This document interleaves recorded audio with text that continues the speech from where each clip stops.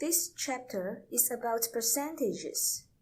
One of the important skills in this chapter is to change the wordings in the question to mathematical expressions. In this question, there are 36 students in the class. The number of boys is 40% more than the number of girls. We need to find the number of girls. There are 4 marks. The first mark is given to change the sentence. The number of boys is 40% more than the number of girls to a mathematical expression. We have to remember this structure. B is P% more than A, which means B equals A times brackets 1 plus P%. In this question, first, we let Y be the number of girls. Then the number of boys will be Y times brackets 1 plus 40%. Y corresponds to A, and 40% corresponds to P%. Up to this step, we get the first mark. The number of boys will be 1.4Y. Next, we need to handle the sentence. There are 36 students in the class. The number of girls is Y. The number of boys is 1.4Y. So we have Y plus 1.4Y equals 36. You will get 1 mark if you write down the equation. That number of girls plus number of boys equals 36. And if the equation is correct, you will get another mark. Then we have to solve the equation, like this. We have Y equals 15. Finally, according to the question, we need to write down the number of girls is 15. Then you can get the final mark. In example 2, this is a question about buying and selling. This type of questions often appears in exam. You may remember this diagram to conclude the relations between different terms.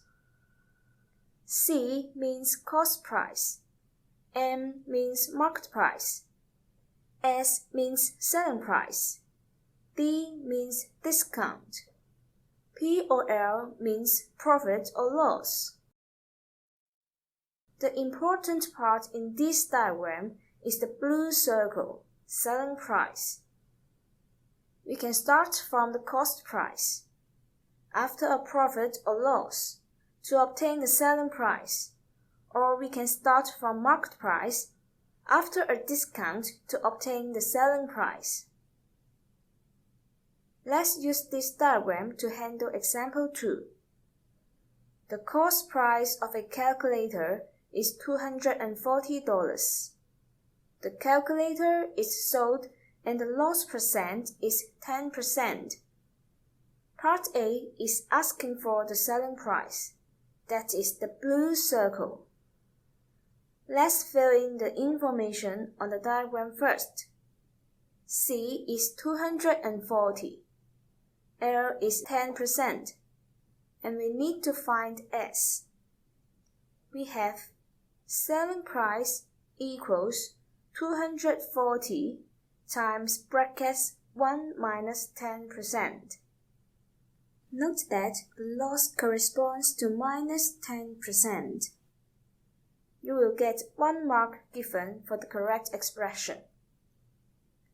Then we can obtain the answer, $216. You can get the second mark for the correct answer. In part B, it is related to discount. Let's fill in the information on the diagram first. We found S to be 216 in part A. D is 20%, and we need to find M. so we will use the other part in the diagram. Start from M, passing through D to S. First, we let X be the marked price of the calculator. Then, from the diagram, we can set up an equation.